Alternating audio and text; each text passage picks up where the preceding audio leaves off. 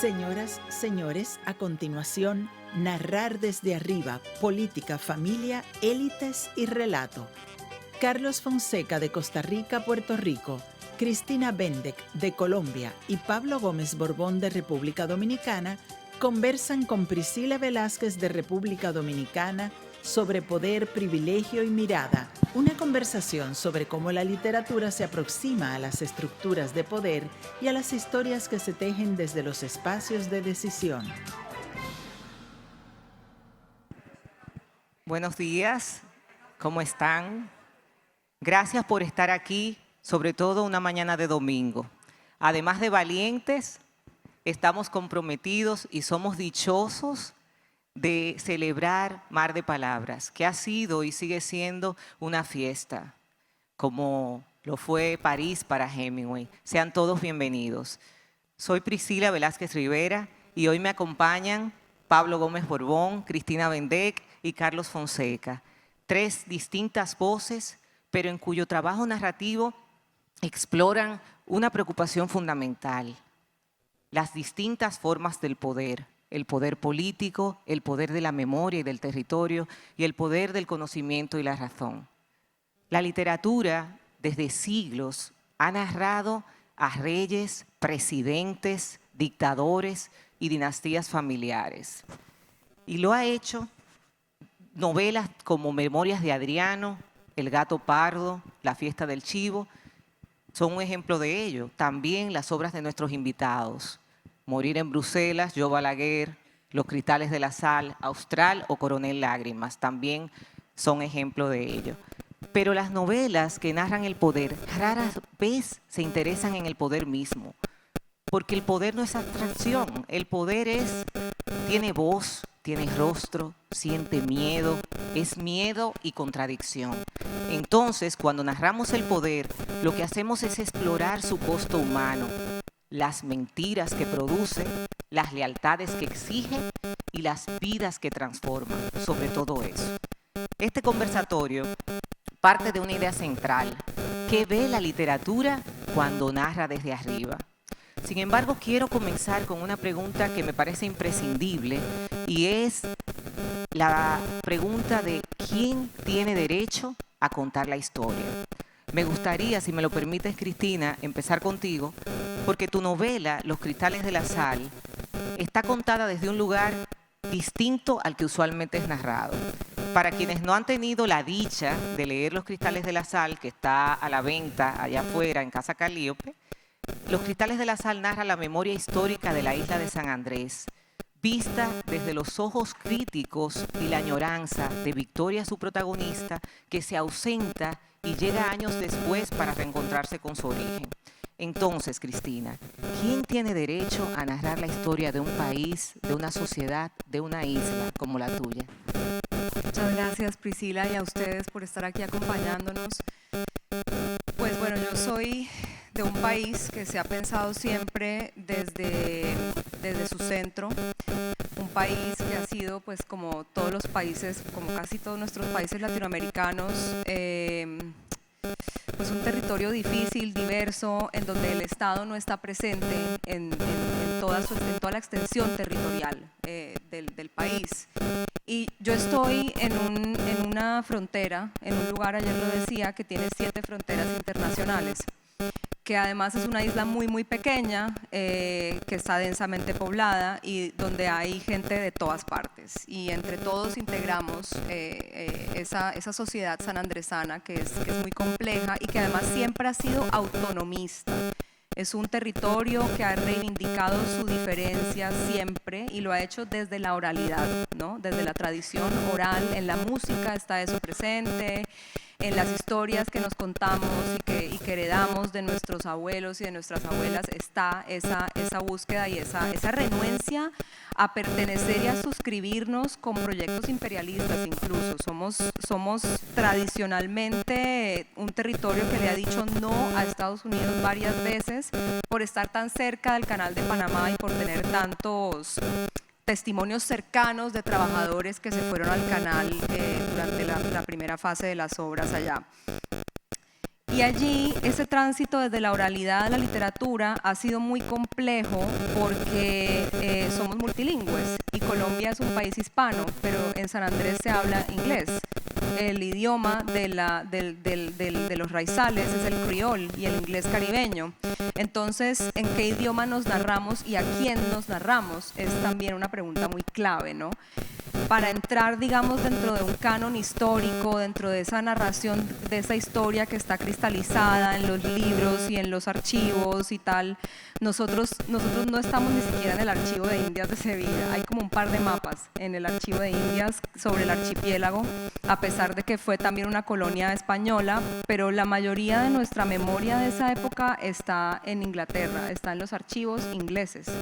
Entonces, ¿a dónde vamos también a buscar y a referirnos y a remitirnos para poder posicionarnos? Son un montón de preguntas. Y yo creo que es esta generación apenas la que empieza como a revisar y a encontrarse con toda esa complejidad para poder tener una voz propia y empezar a formar ese relato de lo propio. Eso es lo que pasa en Los Cristales de la Sal. Y es como una especie también de fabulación, porque la protagonista lo que hace es tratar de descifrar qué es lo que la hace raizal. Es una novela que está en tensión con el Estado colombiano todo el tiempo. Y aprovecho además porque hoy estamos en elecciones en mi país y yo tengo la fortuna de estar aquí compartiendo con ustedes y una sensación un poco agridulce de no estar allá también ejerciendo ese privilegio de votar, porque son momentos críticos. Y desde las fronteras siempre se ejerce ese derecho con una sensación, como con una posición de trickster, con una posición que negocia incómodamente con el poder. Entonces, bueno, ahí planteo esas preguntas porque realmente narrarnos es un privilegio muy grande. Y haber conquistado un lugar, por ejemplo, dentro de la narrativa colombiana incluso, es también un gran privilegio para el archipiélago. Y es un lugar que seguimos creando entre muchas voces que seguimos trabajando desde allí. Sí, pienso cuando te escucho en esa narración desde el mar y no desde el continente. Y recuerdo lo que decía Jorge Volpi el pasado viernes sobre el poder del contrarrelato para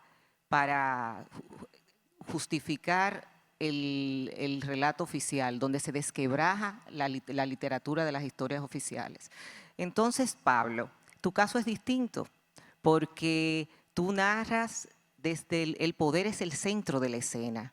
Te pregunto, ¿puede la literatura entender el poder sin ejercerlo?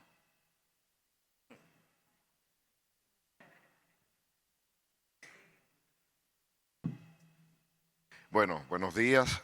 Tú me permites un pequeño paréntesis, muy breve. Claro, claro. Ayer yo me quedé un poquito incompleto sobre la palabra chulámbrico. Y yo quería elaborarlo porque no se trataba simplemente de un chiste, sino que yo lo que quería hacer era puntualizar. Hay quien dice que cuando uno piensa en patria y en desarraigo, piensa en el aspecto espacio, pero también está el aspecto tiempo, la infancia, el pasado, también una patria. Y entonces yo podría decir que esa palabra que ya no existe o que ya no es conocida es parte de ese tiempo que forma parte de una patria de la cual uno está irremisiblemente desarraigado y que a diferencia del aspecto geográfico no siempre puede volver a Santo Domingo, a Santiago, pero nunca al pasado. No era solamente ganas mías de hacer reír, que también. Entonces, es muy interesante esto del poder, el concepto del poder, el concepto de pueblo. Yo recuerdo en Francia, donde el debate es lo que es a Santo Domingo la política y la pelota, que es el deporte nacional, y habían dos filósofos hablando de qué era el poder y qué era el pueblo. Entonces, hubo un tipo que citó a 20 filósofos y otro que mi querida Adelia conoce, Michel Onfray, dijo sencillamente, el pueblo es aquellos sobre quien se ejerce el poder. Pero no el poder solamente político, el poder mediático, económico, cultural. Y entonces, engancho con esto para hablar de un amigo mío allá en Bruselas, Vladimiro Blanco, que dice que él no va a las festividades o a las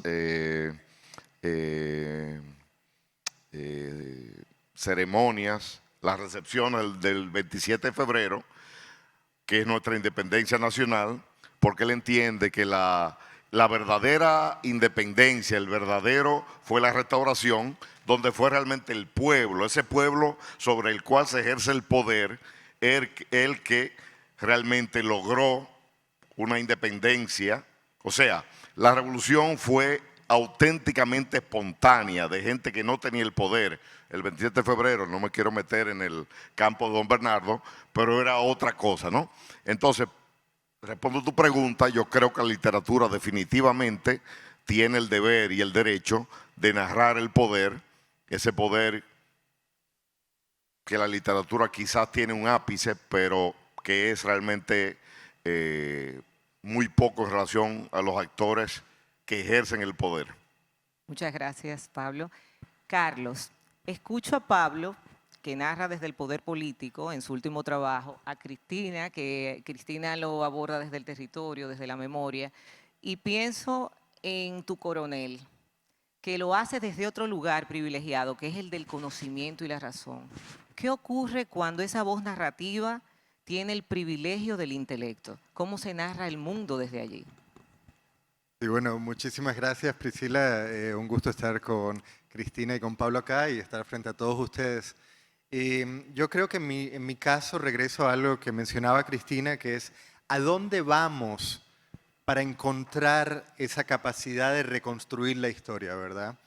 Y vamos a archivos, de alguna manera, ¿verdad? Pero hay una escena que se repite a través de la literatura latinoamericana, desde Gabriel García Márquez hasta Borges, que es un escritor latinoamericano yendo a un archivo, o sea, a una biblioteca, y encontrando una especie como de archivo ruinoso. Y es que yo creo que venimos de una región, la región centroamericana, el Caribe, en donde el lugar del archivo es un lugar muy precario y un lugar en donde se encuentra una larga estela de historias de violencia, ¿verdad?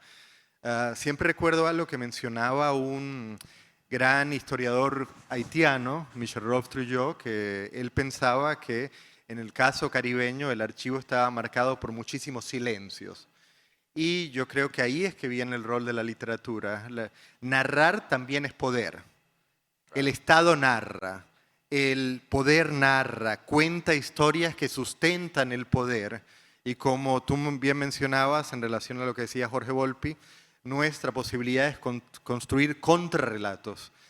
En ese sentido, a mí lo que me interesa es construir novelas que exploren un poco esas ficciones de archivo, pero un poco subrayar cómo nuestros archivos están marcados por silencios que tenemos que llenar, que de alguna manera el acto creativo, el acto de la imaginación es político, porque precisamente nuestras historias tienen muchísimos silencios que toca llenar. Entonces, yo siempre recuerdo algo que menciona Cristina Rivera Garza, una gran escritora mexicana que también es historiadora. Y Cristina Rivera Garza tiene un texto muy bonito en donde dice que nuestra historia se escribe en subjuntivo. Y es bonito pensarlo porque es algo que ancla muchísimo en el idioma español. El inglés no tiene el subjuntivo, como saben muy bien mis estudiantes, que batallan con el subjuntivo. Y me gusta esa idea de que nuestra historia hay que narrarla en subjuntivo porque hay que pensar lo que ha quedado potencializado como potencial, pero silenciado, ¿verdad? Entonces yo creo que empiezo un poco ahí en mis novelas y trato de narrar esos subjuntivos que tienen todavía poder. Muy bien. Lo importante también, Carlos, es que en esa construcción de la historia, la gran literatura no glorifica ni demoniza el poder. Pablo, ¿qué implica narrar o entrar en la conciencia de un personaje tan asociado al poder sin caer en la justificación ni en la condena? Bueno, realmente yo digo que escribir se vale por sí solo. Ya el hecho de escribir para mí es un premio enorme. Luego hay otros premios, sobre todo el premio de conocer tanta gente, el que escribir me permite estar aquí conversando con ustedes y comprender es, yo diría, no es premio la palabra, es una gran, bueno, se me escapa, una gran satisfacción. Entonces, respondiendo a tu pregunta, yo empecé a escribir Yo Balaguer hace 4 años, con 50 y tantos años de pasado, de escuchar a mi madre, escuchar a mi abuela, a mi padre. Y entonces todo eso yo lo tomo y lo pongo a un lado. Entonces empiezo desde cero a aprender de este personaje, a leer libro tras libro tras libro. Y entonces siempre, y yo pienso que escribir en primera persona me permite primero adentrarme en la mente o en el alma de este personaje, que es precisamente mi objetivo personal para mí mismo y que lo yo comparto con el autor, con el escritor, con el lector, perdón, que a lo mejor es lo mismo todo. Y entonces, ciertamente yo leí por ahí y hago un mea culpa porque en algunos casos traté de ir más allá del rol mío de escritor, cuya responsabilidad es comprender la naturaleza humana a través de Balaguer, a través del Moreno, a través de Miriam o a través del que fuera. Intenté explicar a la gente que el libro no se llamaba o no se llama Yo Pablo Gómez Borbón. Y naturalmente, como ustedes saben, pongo en bocas de Balaguer el personaje que yo entiendo que es más cercano a él, histórico, que es Talleyrand. Y Talleyrand decía que todo el mundo pensaba o todo lo bueno de él o todo lo malo de él y que él disfrutaba del privilegio de las exageraciones. Entonces, naturalmente, Balaguer es alguien que genera pasiones y mucha gente me ha dicho, bueno, tú has tratado a Balaguer muy bien, bla, bla, bla. Digo, Balaguer habla, no puedo poner a Balaguer a hablar como si fuera Peña Gómez ni a Peña Gómez como Juan Bosch. Entonces yo estuve muy consciente de que mi interés era entender y que naturalmente el libro mío hay justificaciones del propio Balaguer. Cuando Balaguer dice, bueno, sí, la Constitución es un pedazo de papel, pero dice, no sé si será justificación, que Bolívar dice que cuando todo va bien al pueblo se le acaricia, pero cuando todo va mal, un gobernante no puede tener o no debe hacer caso omiso de leyes y constituciones. Viene a ser lo mismo que él decía. Cuando dice que Benito Juárez dice que la ley no puede ser una camisa de fuerza para el gobernante. Pero todo eso, y yo invito a leer lo que yo considero que es el ideario político de Balaguer, que está en pedestales, precisamente que son los discursos agrupados de las estatuas que él levantó, sobre todo en Santo Domingo, de Martí, de Benito Juárez, de Simón Bolívar, de San Martín. Entonces realmente yo soy muy cuidadoso y muchas veces me han preguntado, ¿qué tú crees de Balaguer? Digo, es absolutamente irrelevante. Y yo por supuesto lo asumo, pero en Yo Balaguer, Pablo Gómez solo tecleó. Pablo Gómez no dice nada de, no es Yo Pablo Gómez, sería un libro invendible. Gracias. Muy bien. Hay un costo siempre de narrar la nación, de narrar a un personaje asociado al poder, pero de eso hablaremos un poco más tarde.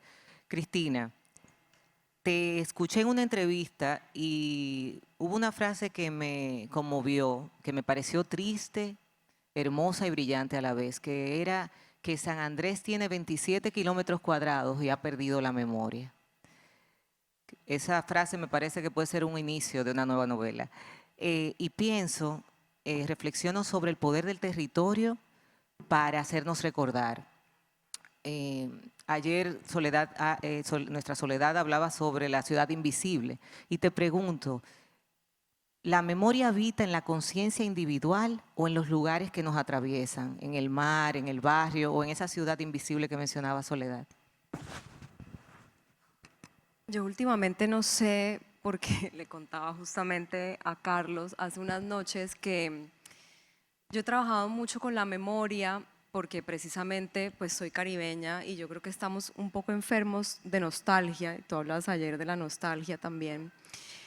Y esa primera novela, por ejemplo, Los Cristales, hace un recorrido por toda la isla, ¿no? O sea, ahí hay un ejercicio de nombrar los lugares, de reivindicar los nombres que la comunidad le da a los lugares en vez de los nombres que los turistas le dan a los lugares o que el Estado quiere imponer sobre los lugares, porque pues nombrar es citar un montón de memorias y un contenido histórico, y esa novela lo que quería hacer era como insertar efectivamente el archipiélago dentro de un cierto canon.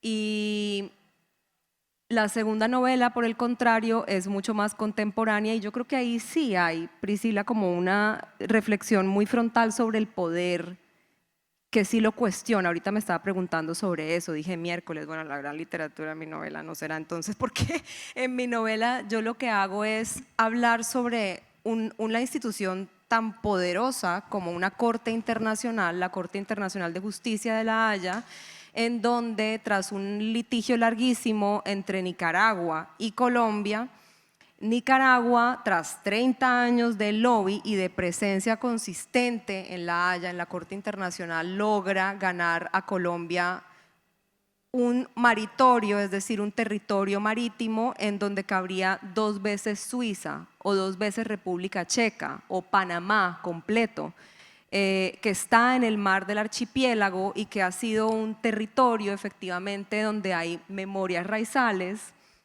donde el pueblo étnico y los pescadores y pescadoras conocen especies, tránsitos, mareas, corrientes, temporadas, dinámicas, ¿sí? Y que eso está en esa constelación, digamos, archipelágica que hereda la gente cuando somos isleños. Y no está, por el contrario, en la gente que defendió el Estado, que defendió al Estado, en los despachos, en las oficinas, en los discursos oficiales incluso de los presidentes que tuvieron que recibir esa decisión adversa de la Corte Internacional de Justicia en 2012, y esto es un tema muy reciente. Entonces, yo digo todo esto porque la memoria, a pesar de es un recurso infalible realmente, creo que es un gran problema cuando la perdemos, pero también la memoria es selectiva. Y creo que hay cosas, y eso lo respondía en la pregunta que quizás ustedes después verán en los videos que hicimos los autores, como ¿qué cree que es una pregunta que deberíamos hacernos a futuro para pensar un futuro mejor o algo así? Era la pregunta, y yo decía, quizá debamos pensar en lo que podemos dejar atrás. Hay cosas que para mirar a futuro no podemos cargar completas, y hay cosas que sí hay que dejar atrás para poder hacer un ejercicio más radical de imaginar un futuro posible, que es algo en lo que yo creo que estamos en deuda, particularmente en la literatura caribeña. Hay un montón que hacer todavía como con esa imaginación crítica de lo que puede ser el futuro. Porque la memoria también es un bagaje muy denso y puede volverse esencialista, y puede volverse, como se ha vuelto efectivamente, el sustrato del fascismo, el sustrato de los nacionalismos.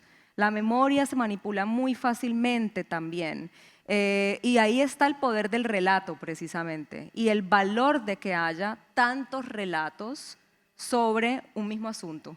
Entonces, yo creo que ahí hay que ejercer también una capacidad muy, muy consciente de discernimiento, sobre todo en el día de hoy, porque el algoritmo manipula la memoria y te lo empaqueta en un eslogan marquetero de publicidad política en 3 segundos, y se convierte esto en una realidad distópica. El día de mañana vivimos en un capítulo de Black Mirror todos en Latinoamérica. Entonces, ahí son los dilemas con los que trabajamos, y son cosas que realmente, como dices tú, o sea, yo trabajo con una nostalgia y con una preocupación muy grande, y son preguntas que realmente me hago todos los días. Así es. Recordar, creo que es urgente, aunque no tenga que ser una mochila, para imaginar un futuro mejor. Carlos, en tu libro mencionas esta frase: en plena mañana un tierno jubilado se dedica a soñar la historia. Háblanos del placer histórico de reducir el mundo a unos cuantos instantes. Sí, bueno, lo hablaba, tuve la suerte ya de compartir con mesa con Pablo. Estábamos en la Universidad Iberoamericana y teníamos una mesa sobre literatura e historia. Y ahí me preguntaban un poco por mi relación con la historia. Y yo decía que a mí lo que me gusta también es buscar en ese archivo histórico los momentos en donde la historia no dice casi la verdad, sino que parece soñar o delirar, ¿verdad? O también momentos en donde tiene pesadillas la historia, en donde parece que el relato histórico es sacado de ficción. Y en ese sentido, yo con mis novelas busco esos momentos como sintomáticos casi de la historia, en donde uno como escritor se puede parar casi como haría Freud frente a un paciente y uno puede hacer una especie de psicoanálisis de lo que estaba ocurriendo en esos momentos históricos. Entonces, en este libro, Coronel Lágrimas, de donde sacas la cita, imagino a este personaje que está tratando de hacer una especie de enciclopedia de la historia del mundo, reduciéndola a unas cuantas escenas. Si tuviéramos, por ejemplo, que tú mencionabas una mochila, si tuviéramos que poner nada más 5 o 6 escenas de la historia caribeña, sería interesante pensar cada uno de ustedes cuáles escenas ustedes se llevarían en esa maletita y cómo esas 5 escenas contarían una historia particular del Caribe, una historia dominicana, una historia, ¿verdad?, íntima. Y yo creo que cada una de las novelas que he tratado de construir son un poco así, son unos collages de ciertas imágenes que para mí cuentan historias sobre nuestra región. Súper interesante. Quiero mudarnos a un tema que me parece indispensable en esta mesa y es la familia como primera escuela del poder. Porque en la familia nosotros heredamos los silencios, los traumas, los privilegios. La familia existe antes que el Estado. Empezamos a obedecer una voz en la familia antes de obedecer jerarquías. Y quisiera saber, porque en el trabajo de los tres la dimensión de lo doméstico aparece, quisiera saber, Cristina, ¿por qué tantas novelas políticas son también novelas familiares? Yo creo que la respuesta está en tu planteamiento, porque es donde encontramos finalmente la autoridad, esa primera autoridad y las primeras rebeldías también, finalmente. Tú citabas El gato pardo al inicio y un epígrafe de Los cristales, uno es de Edwidge Danticat y otro es de Giuseppe Tomasi di Lampedusa, porque cuando yo leí esa novela, aparte de sentirla muy isleña, por supuesto la sentí, tiene un cinismo frente al poder, tiene un cinismo frente a todo lo que viene de afuera, esa novela, y tiene esa cuestión de lo que se hereda, de la jerarquía y también de todo lo que se desmorona dentro de la familia cuando hay esas fuerzas externas frente a las que tienen que actuar estas estructuras familiares. Entonces somos como la familia, es como esta célula que recibe de afuera, ¿sí? Y que va procesando y que va creando una cultura. Y yo creo que eso es lo que hace que la familia se vuelva al final un tema obsesivo que yo personalmente intento superar en lo que escribo porque me hallo completamente determinada por esos silencios que se heredan en la familia, por esas memorias que heredamos de la familia, por el archivo familiar. Me imagino muchos de ustedes han tenido también esa oportunidad como de finalmente recorrer, qué sé yo, fotografías, documentos públicos, los registros de nacimiento, cosas que van y que le van hilando a uno quizá un relato que no heredó, ¿no? En mi caso yo reviso eso una y otra vez cuando muere algún familiar, cuando hay alguna pérdida y descubro cosas que no sospechaba y cosas que me escondieron y cosas. Recientemente descubrí que muy probablemente mis bisabuelos que llegaron de Belén, de Palestina, eran de hecho primos hermanos, no teníamos ni idea, mis primos y yo no sabíamos, creo que mi abuelo tampoco sabía. Y hay como esos silencios dentro de las familias se vuelven obsesivos y son decisiones que las personas toman por condiciones históricas también. Entonces es como ese primer núcleo en donde se procesa como todo ese influjo histórico, social, y donde además se reproduce una cultura en contestación a ese flujo. Te escuchaba y pensaba en Modiano, que en una de sus obras dice que lo primero que se hereda cuando se nace, o sea, el bebé, es la memoria.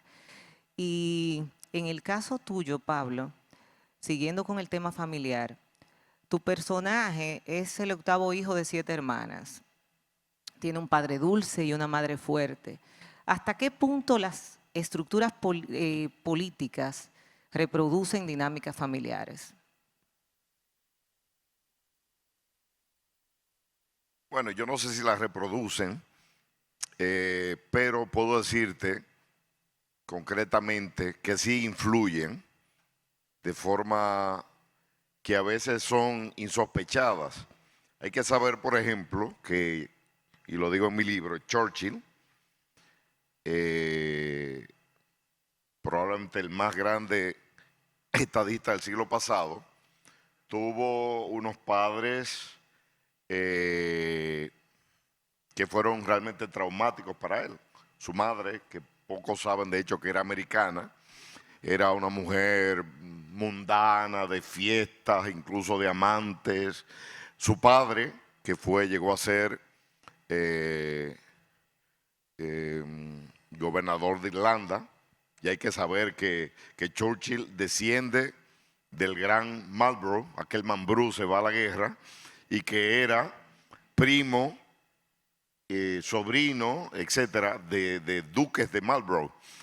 Y su padre fue excesivamente duro con Churchill, que era un bueno para nada, que a tu edad yo había hecho tal, que esto. Y hay un cuento que yo me refiero en Yo Balaguer, donde Churchill escribe, es un cuento, una narración, que él, después que se jubila, después que gana la guerra mundial, etcétera, está pintando, que de hecho pintaba muy bien, mucho mejor que Hitler, lamentablemente, porque si Hitler hubiera sido buen pintor, y hay una novela de Pierre Emmanuel Schmitt que se llama El Otro, ¿qué hubiera pasado en el mundo si a Hitler lo hubieran aceptado en la Academia de Bellas Artes de Viena? Entonces, no quiero extenderme mucho, pero el tema es súper interesante. El fantasma del padre de Churchill lo encuentra en una bata, viejito, pintando un cuadro, y le dice: yo sabía que tú no servías para nada.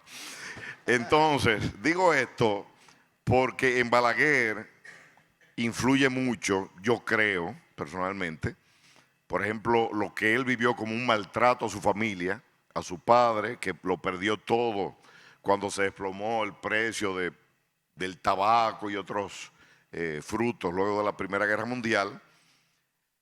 Influye mucho también el famoso episodio del vaso de agua, que don Bernardo, el padre de don Bernardo, estuvo involucrado en él, porque se decía que una hermana de Balaguer tenía tisis, tuberculosis. Entonces, todo esto para decir que yo creo que, por ejemplo, en Balaguer, todo este cuadro familiar influyó mucho.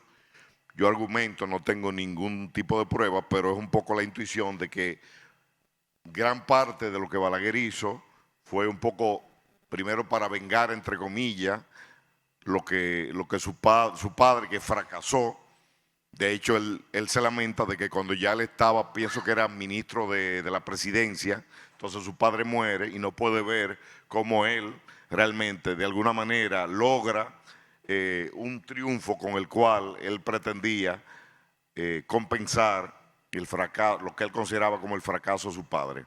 Entonces, puedo extenderme grandemente sobre la relación con las hermanas, etcétera, etcétera, pero no quiero robarle el tiempo a ustedes. Muy bien. Hay una palabra que se ha repetido muchas veces en todo el conversatorio de hoy, que es la palabra poder. Y quiero usarla como puente para el siguiente tema, que es el poder del escritor. El poder del escritor que narra desde arriba. Toda posición en la literatura hace que cuestionemos las certezas, incluso las certezas de quienes gobiernan. La pregunta es la siguiente: ¿qué dificultades enfrenta un escritor cuando retrata mundos privilegiados, Carlos? Sí, bueno, como mencionaba antes, yo creo que narrar y poder van siempre de la mano, ¿verdad? El poder lo primero que tiene que hacer para autolegitimizarse es narrar. Y el escritor tiene que mirar todas esas estructuras narrativas que han ido se construyendo de distintos lugares de poder y ver cómo uno se va a ubicar también dentro de esas estructuras y desde dónde uno va a narrar. Yo pensaba, por ejemplo, en términos de novelas clásicas de dictadores, siempre me ha parecido interesante que está la opción del boom, ¿verdad? Que es la opción Vargas Llosa, La fiesta del chivo, está Yo el Supremo, está El otoño del patriarca, y todos son estos escritores, hombres, que están como obsesionados con la figura del poder, ¿verdad? Es Trujillo o es el doctor Francia, la figura como tal. Siempre me ha interesado que había escritoras como por ejemplo Luisa Valenzuela o Marta Traba que estaban también interesadas en narrar el poder, pero no quedaban fascinadas con el dictador como tal, sino les interesaba más bien cómo la presencia misma del dictador producía ciertas formas de circulación de afectos, circulación de lenguaje, qué se podía decir, qué no, ¿verdad? Entonces había como dos opciones que yo veo, una como una especie de entender la política como muy centrada en la figura de quién sostenta el poder, como una especie de macrohistoria, y una especie de microhistoria, que era la opción Luisa Valenzuela, la opción Marta Traba, que era como no es tanto la figura del poder, sino los efectos que eso tiene sobre la vida íntima, sobre el lenguaje. En mi caso siempre siento que me interesan los dos, que fluctúo entre la macrohistoria, los relatos sobre todo transatlánticos, de cómo el poder ha sido construido, pero siempre me interesa cómo eso impacta en esa especie de microhistoria, esos relatos familiares, que me parece algo súper interesante. Yo pensaba nada más para hablar muy brevemente de la familia, que coincido completamente con lo que decía Cristina, creo que la familia es nuestra primera narrativa, ¿verdad? Nuestro primer, no sé, acercamiento a lo que significa contar una historia. Tan pronto vamos a la familia y le decimos, abuelita, abuelita, cuéntame de tus padres, ya ese es un acercamiento a un relato casi detectivesco, ¿verdad? Porque siempre hay un secreto que se lía con esa historia familiar y con estos relatos familiares que también nos llevan a otras partes, nos llevan de nosotros a otras historias que ya no son Puerto Rico, Costa Rica, sino empiezan a desaparecer en el mapa mundi. Escucho y pienso que, me pregunto, ¿qué se hereda primero, la memoria o el relato sobre ello? O sea, la memoria familiar o lo que nos cuentan sobre ella. Nos quedan 9 minutos y me gustaría esta pregunta para los tres, para que brevemente la respondan. Y es que, ¿qué puede revelar una novela que no lo haga la historia con H mayúscula, la ciencia política y el periodismo? Bueno, el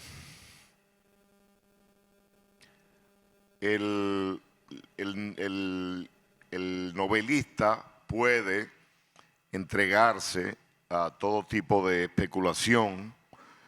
El historiador trabaja con hechos. El novelista puede hacer suposiciones. Cuando yo escribí Morir en Bruselas, la pregunta fue recurrente: ¿por qué tú no escribiste una obra histórica? Podía haberlo hecho, tenía la documentación, tenía la bibliografía, lo tenía todo. Pero me parecía una burla, no, ¿cómo decir? Sí, un fraude, venderle un libro a una persona sobre la muerte del Moreno y al final decir, ¿qué pasó en esa habitacioncita, en el descanso de la escalera de la casa en la Rue Van A, número 94, y terminar diciendo, yo no sé. Y nadie lo va a saber, salvo que eventualmente, si fue un asesinato, que tampoco se sabe, si hay algo que se desclasifique, pero nadie, ni yo como novelista, ni el más grande historiador lo va a saber. Pero yo puedo tratar el tema y por tanto, en lugar de hacer una obra de no ficción, una obra histórica, yo hice una novela que me permitió ahondar en esto. Para ti, Cristina. A mí me encanta leer historia. Mi formación es en relaciones internacionales, pero la verdad es que eso no le interesa a la gente. O sea, yo creo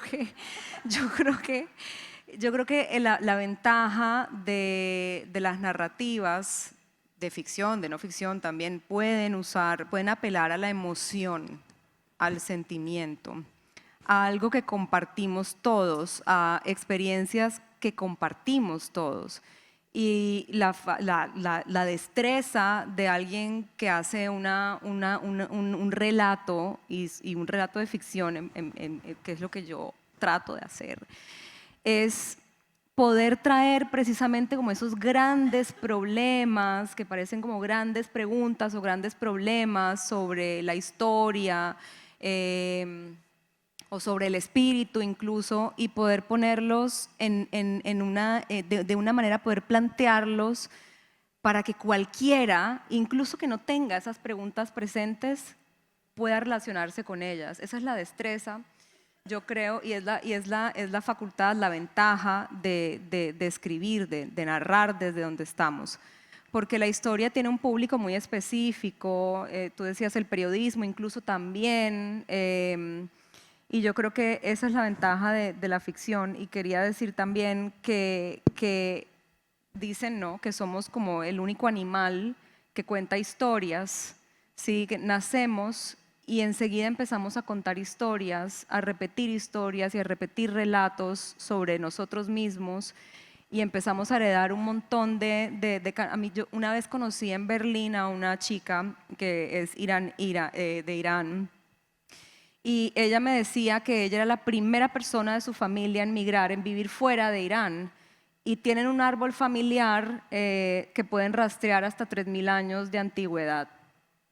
Yo soy del Caribe y no tengo ni idea de quiénes eran mis tatarabuelos, o sea, no tengo ni idea de dónde vengo. Y hay personas que heredan estos relatos sobre sí mismos y estos relatos familiares, y es un gran privilegio, pero también es un gran privilegio poder imaginar las posibilidades, que es lo que hacemos cuando escribimos ficción. Sí, yo creo que el novelista es quien le pone como la sal a la historia. Carlos, cuéntame qué opinas tú. Sí, no, yo soy gran lector de historia, y también cuando siempre me acerco a una novela acabo leyendo muchísimos libros de historia, pero las páginas que marco, las páginas que de alguna manera determinan y acaban entrando de la novela, son las páginas en donde casi, como decía, la historia ya funciona como ficción. Entonces yo creo que escribimos ficción también para darnos cuenta que la historia, tal y como la entendemos, está repleta de ficciones que sirven como motores históricos, ¿verdad? Entonces yo creo que esa distinción entre historia y ficción acaba siendo un poco más porosa de lo que los historiadores pensarían o lo que nosotros como escritores también quisiéramos pensar. Pero creo que es una zona súper, no sé, fértil. Y regreso un poco a esa idea de Rivera Garza de la literatura siempre en español es historia en subjuntivo. Lo que podría haber pasado, esos espacios que, como bien decía Pablo y bien decía Cristina, no sabemos exactamente, son silencios, son grietas históricas. Ahí la literatura nos da la posibilidad de decir, tal vez habría pasado, y ahí viene el relato. Así es. Decía Alexander Dumas que parece que historiadores le cuestionaron el hecho de por qué había escrito Los Tres Mosqueteros, que había violado la historia. Y él contestó, sí, la he violado, pero le he hecho un hermoso hijo. Así que quiero dejarles como reflexión, después de escuchar a estos tres maravillosos escritores, lo siguiente. Las sociedades necesitan instituciones para gobernarse y novelas para comprenderse. Porque detrás de cada decisión pública, de cada estructura de autoridad y de cada apellido influyente, hay seres humanos. Muchísimas gracias.